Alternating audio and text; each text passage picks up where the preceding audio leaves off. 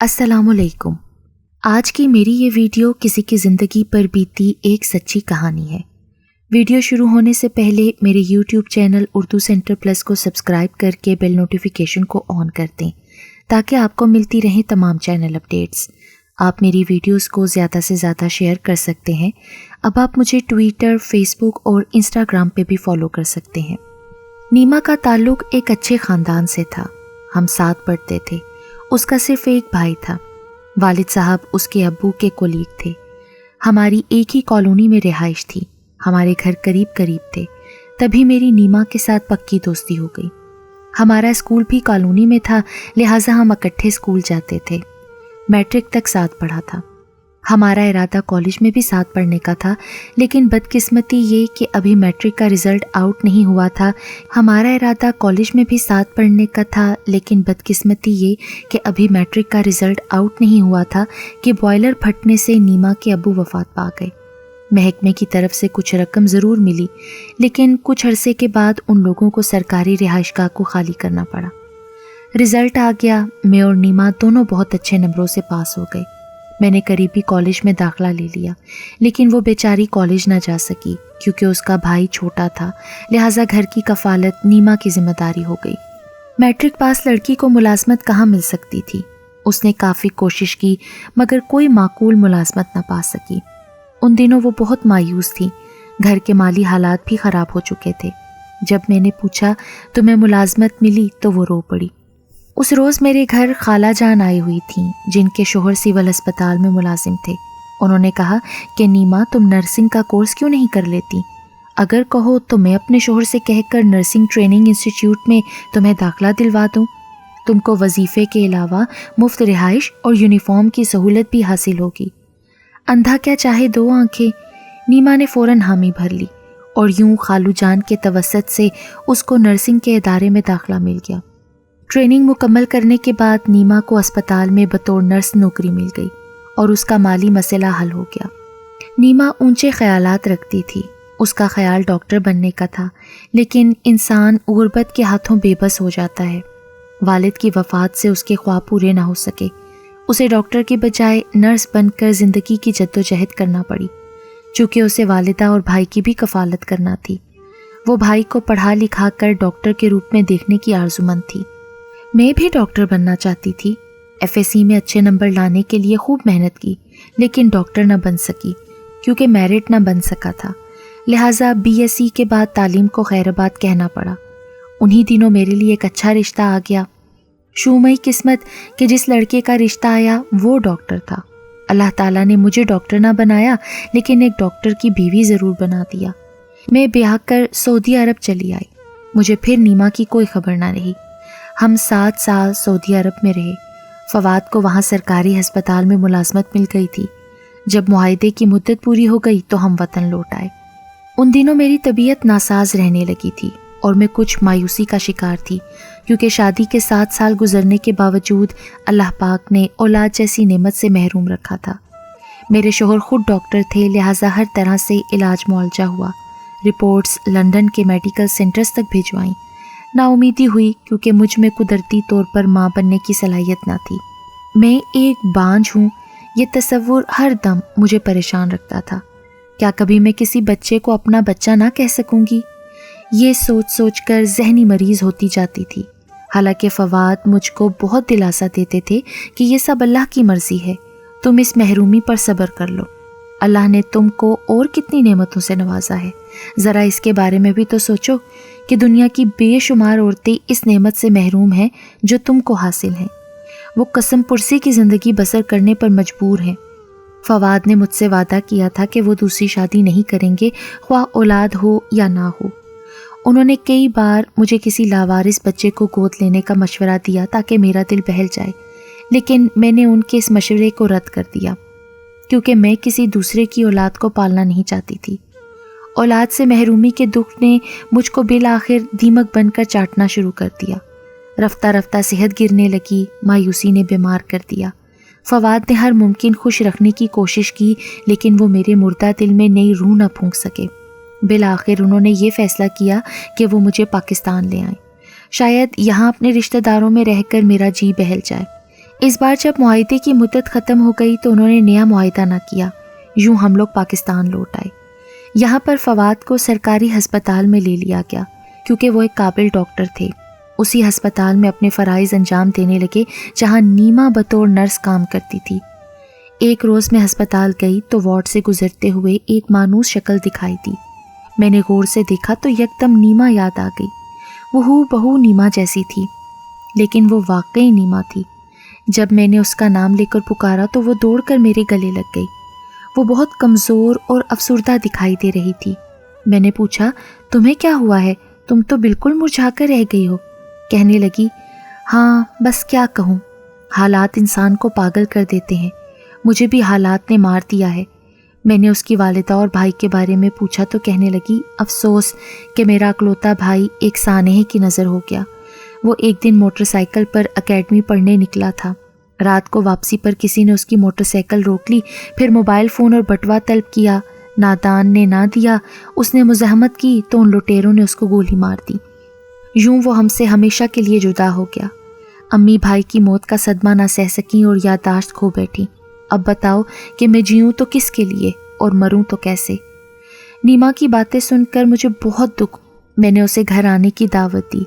4 रोज़ बाद वो मेरे घर आ गई। ये उसकी छुट्टी का दिन था जबकि मेरे शोहर ड्यूटी पर थे। बातों बातों में नीमा ने बताया कि जिन दिनों वो अस्पताल के चिल्ड्रन वार्ड में फ़राइज़ अंजाम दे रही थी, उसकी मुलाकात एक खूबरू डॉक्टर से हुई थी जिसका नाम खावर था। उसकी ड्यूटी अक्सर खावर के वार्ड में होती थी क्योंकि वो चाइल्ड स्पेशलिस्ट था। कुछ अरसा साथ काम करने के दौरान डॉक्टर खावर को मैं पसंद आ गई तो वो मेरी ड्यूटी अपने साथ लगवा लेता था। नीमा ने मज़ीद बताया, इस तरह हम दोनों में दोस्ती हो गई और फिर ये दोस्ती रफ्ता रफ्ता मोहब्बत और कुर्बत के हसीन लम्हात में ढल गई। अब ये आलम था कि ना उसे मेरे देखे बिना चैन आता था और ना मैं उसके बगैर एक पल रह सकती थी। खावर ने मुझसे शादी का वादा कर रखा था। मैंने उस शख्स को एक काबिल एतबार शख्सियत जानकर एतबार किया और वो मुझे अपनी खलवतों में बुलाने लगा। वो एक दूसरे शहर का रहने वाला था, इसीलिए उसने सरकारी रिहाइशगाह में क़याम कर रखा था। जब हम दोनों की ड्यूटी ऑफ हो जाती तो वो डॉक्टर साहब अपनी सरकारी रिहाइशगाह चले जाते और मैं हॉस्टल चली जाती। कुछ देर बाद उनका फ़ोन आ जाता कि बाहर आ जाओ, हम इकट्ठे खाना खाने चलेंगे। मैं अस्पताल से बाहर जहाँ वो बुलाते चली जाती और फिर बाकी वक्त हम साथ गुजारते। जल्द ही उनको एहसास हुआ कि कहीं कोई हमको बाहर इकट्ठे ना देख ले और हम बदनाम हो जाएं। ये सोचकर उन्होंने शहर में एक अच्छे इलाके में फ़्लैट किराए पर ले लिया और वहाँ क़याम पजीर हो गए। ऐसा सिर्फ उन्होंने मेरी खातिर किया था ताकि हम आज़ादी से मिल सकें। हम फ्लैट में मिलते, घंटों साथ रहते। यूँ हमारी मोहब्बत खलवत की घड़ियों में रंगीन से रंगीन तर होती गई और मैं उनको रोज़ कहती थी, आप कब मुझसे शादी करेंगे? वो जवाब देते, बहुत जल्द। यूँ 1.5 साल बीत गया और उन्होंने मुझसे शादी ना की। एक रोज़ अचानक बताया कि वो मज़ीद आला तालीम के लिए इंग्लैंड जा रहे हैं और कोर्स मुकम्मल करके जूँ ही लौटेंगे हम शादी कर लेंगे। मैंने ज़िद की कि मुझसे निकाह कर लें फिर जाएं, मगर उन्होंने कुछ मजबूरियां बताकर माजूरी जाहिर कर दी। अब क्या हो सकता था, मैं रोती रह गई। वो लंदन चले गए। उनके जाने के बाद मुझे एहसास हुआ कि मैं गैर मामूली हालात से दो चार हूँ। इस बात को 3 माह हो चुके हैं और उन्हें गए भी 3 माह होने वाले हैं। अजब मुश्किल में हूँ। वालिदा को अपना होश नहीं था। जब ड्यूटी पर जाती क्वार्टर को बाहर से ताला लगा कर जाती, कहीं वो बेटे को पुकारती बाहर ना निकल जाएं। सख्त मुश्किल में हूँ, तुम ही बताओ मैं अब क्या करूँ। मैं नीमा की दास्तान सुनकर सकते में रह गई। वो माँ बनने के मराहिल से गुजर रही थी जबकि अभी उसकी शादी भी ना हुई थी, और एक मैं थी कि 7 बरस से माँ बनने को तरस रही थी। मैं कल से छुट्टियों पर जा रही हूँ ताकि अपनी एक दोस्त नर्स की मदद से आने वाली मुसीबत से निजात हासिल कर सकूँ। उसने आंखों में आंसू भर कर कहा, नीमा तुम इसको मुसीबत ना कहो, बल्कि इस हस्ती को निस्तो नाबूद होने से बचा लो। क्या कहा? हैरत से उसकी आंखें फैल गईं। क्या तुम चाहती हो कि लोग मुझे संसार कर दें? देखो, किसी ज़ीरू की जान लेना कत्ल के मुतरादिफ है, बेशक वो कोख में ही क्यों ना हो। तुमने एक गुनाह कबीरा किया है और अब दूसरा करने चली हो। नीमा, तुम ऐसा करो, इस बच्चे को जन्म देने के बाद मुझे दे देना। मैं बे औलाद हूँ, औलाद की नेमत को तरसती हूँ। मेरी गोद में अपना बच्चा डाल दोगी तो तुम एक कत्ल से बच जाओगी और मेरे अंदर सुलगती ममता को सुकून मिल जाएगा। یہ بہت مشکل ہے، میں اتنے دن کہاں چھپوں گی؟ اپنی اسی دوست کے پاس جس سے تم مدد لینے جا رہی ہو۔ میری باتوں نے نیما کے دل پر اثر کیا۔ وہ اپنی نرس دوست کے پاس گئی جس کا نام جولیا تھا۔ اسے اپنی مشکل بتا کر کچھ دن اس کے پاس رہنے کی درخواست کی۔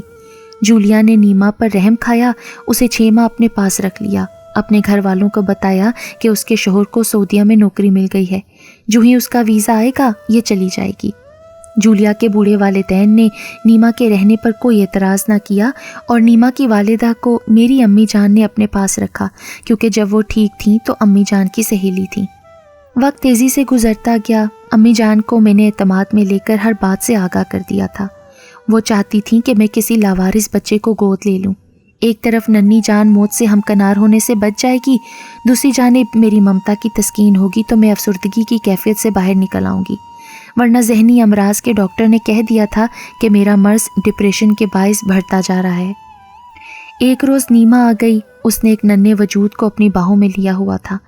یہ ننھا پھول جو اس کے پیار کی بھول تھا، اسے اس نے میری باہوں میں دیکھ کر کہا، تم نے اس کو مرنے سے بچایا ہے، تم ہی اب اس کی ماں ہو، اسے پیار سے پالنا تاکہ رب تم پر راضی ہو اور میری روح کو بھی سکون رہے۔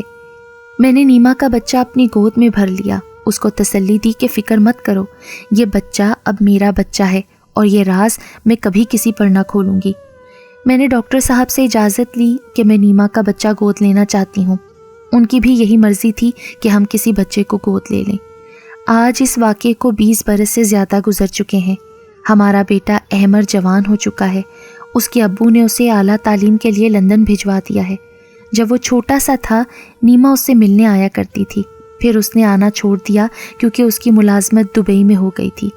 پچھلے دنوں اس کا ٹیلی فون آیا تھا کہ وہ شدید بیمار ہے، اور جس روز ہمارا احمر لندن جا رہا تھا اس دن نیما کے فوت ہونے کی اطلاع اس کی ایک دوست نے مجھے فون پر دی تو بے اختیار میرے لبوں سے یہ دعا نکلی کہ اللہ میری اس بد نصیب سہیلی کی سب خطائیں معاف کر دے اور اسے جنت الفردوس میں جگہ دے۔ بے شک اللہ تعالیٰ کی ذات غفور الرحیم ہے، وہ بخشنے والا بڑا ہی مہربان ہے، چاہے تو بڑے سے بڑے خطا کار کو بخش دے۔ اللہ بے نیاز ہے۔ لندن میں ڈاکٹری کی تعلیم حاصل کرنے کے دوران احمر کی ملاقات ڈاکٹر خاور سے ہوئی تھی جو وہاں پروفیسر تھے جہاں احمر نے داخلہ لیا تھا۔ احمر اپنے پروفیسر سے بہت متاثر تھا، کہتا تھا وہ مجھے اچھا لگتا ہے۔ وہ فون پر اس کی باتیں کرتا تھا تو ہم دم بخود ہو جاتے تھے۔